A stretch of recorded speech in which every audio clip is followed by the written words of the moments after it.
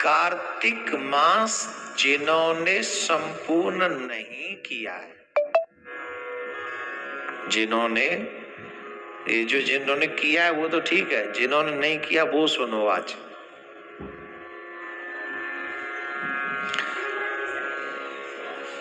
अरे आप शांत रहिए ना। जिन्होंने नहीं किया है वो सुनो,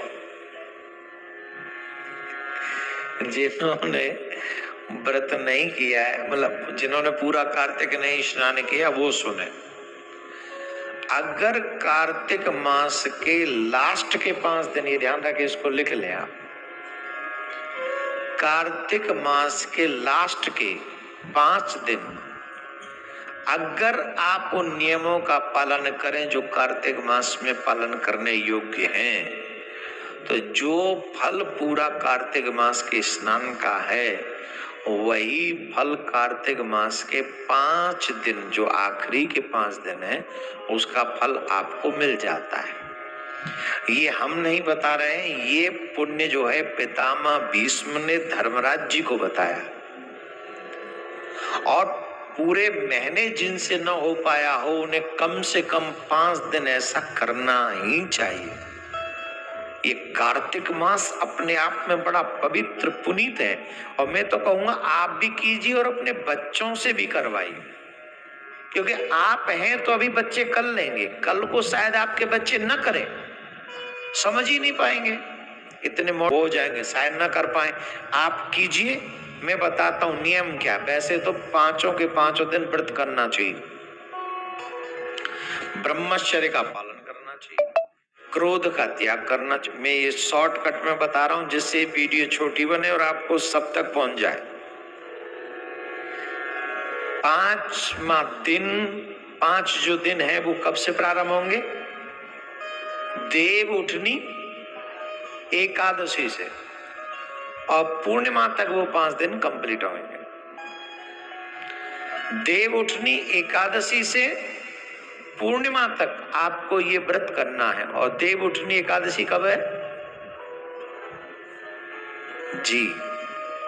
आपको उस दिन से ये व्रत करना प्रारंभ कर देना है, देव उठनी एकादशी से, और पूर्णिमा तक ये व्रत आपको, पूर्णिमा तक ये कार्य आपको करना है। नियम क्या है? सुबह 4 से लेके 5 बजे तक स्नान कर लेना है। सुबह 5 में थोड़े कलयुग के लोग हैं इसलिए ले जा रहा हूं, नहीं तो 4 बजे तक स्नान हो जाना चाहिए। 4 से 5 तक स्नान आप कर लीजिए। हो सके तो 5 के 5 दिन व्रत रखें, अन्न नमक ग्रहण न करें। अगर लगे कि हमारे जीवन में कोई ऐसी समस्या है, रोग है, या हम इतना नहीं रह सकते, तो एक समय भोजन रह के भी कर सकते हैं। वो भी ना हो, दोनों समय भोजन कर लें, लेकिन शाकाहार करें। इन 5 दिनों में प्याज लहसुन भी इन्वॉल्व नहीं होनी चाहिए आपके घर में, ठीक है? ये भी नहीं, प्याज लहसुन नहीं इन्वॉल्व होनी चाहिए। 5 के 5 दिन अगर आप चाहो नहीं, चाहना ही चाहिए, एक ब्राह्मण को नित्य भोजन कराकर आप भोजन करें। गौ को चारा खिलाकर ही आप जो है भोजन ग्रहण करें।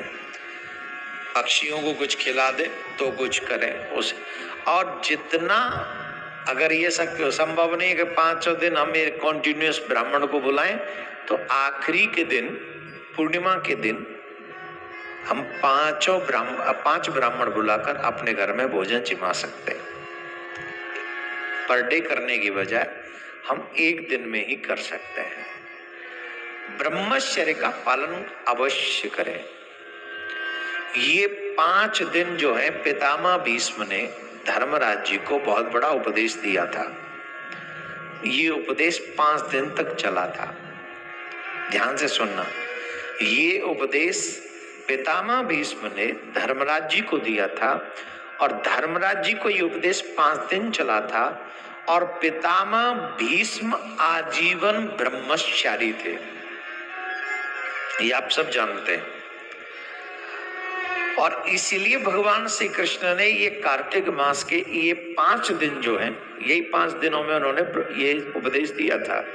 तो ये 5 दिन पितामह भीष्म को श्री कृष्ण ने अर्पण कर दिए और कहा कि आज से कार्तिक मास के आखिरी के 5 दिन जो भी व्रत करेगा, जो भी इन नियमों का पालन करेगा, जो फल पूरे कार्तिक के स्नान का मिलता है, वो फल उनको इन 5 दिनों में मिल जाएगा। इसलिए इन 5 दिनों में ब्रह्मचर्य का पालन करना चाहिए, पृथ्वी पर शयन करना चाहिए, झूठ नहीं बोलना चाहिए, देवी देवताओं की पूजा नित्य करनी चाहिए, स्पेशली तुलसी, आंवला और बेलपत्र, इन वृक्षों की पूजा करनी चाहिए। तुलसी हमारे सनातन में बहुत पूजनीय है, इसलिए तुलसी के बिरवे के पास जो ये व्रत करें उन्हें सुबह शाम दीपक जलाना चाहिए, घी का दीपक, शुद्ध देसी गाय के घी का दीपक, भैंस का नहीं। आपके यहाँ बाजार का घी आता है और ये प्रॉब्लम है। हमारे कहने से 10 घी जलेंगे, 10 दीपक जलेंगे इन 5 दिन में, सुबह शाम एक, राइट? तो आप 10 दीपकों दोगे 200 ग्राम, 300 ग्राम, इससे ज्यादा तो नहीं। 300 ग्राम नहीं, 200 ग्राम ही घी ले आओ, लेकिन वो शुद्ध ला, और तुलसी मैया के आगे सुबह शाम वो दीपक जलाओ। बाद में एक दीपक मंदिर में भी जाके जला सकते हैं आप। भगवान विष्णु का कोई मंदिर हो, कृष्ण जी का कोई दीप मंदिर हो, राम जी का कोई मंदिर हो, जब संध्या का समय सूर्यास्त हो रहा हो, उस समय जाकर आप वो दीप दान कर सकते हैं। जो जमुना के तट पर रहते हैं वो जमुना जी को पूर्णिमा के दिन अवश्य दीपदान करें। जो गंगा जी के तट पर रहते हैं वो अवश्य पूर्णिमा के दिन गंगा जी को दीपदान करें। आध्यात्मिक नदियां जो हैं उनको पूर्णिमा के या तो 5 के 5 दिन, अगर संभव हो 5 दिन तो आप 5 दिन जाकर दीपदान करें। अगर नहीं हो तो आखिरी वाले दिन पूर्णिमा के दिन ही 5, 10, 11, 21 जितने आप दीपक वहां जला सके दीपदान करें, दीप माला करें। इतने में ही आपका स्वर्ग निश्चित हो जाएगा, मैं लिख के दे सकता हूं।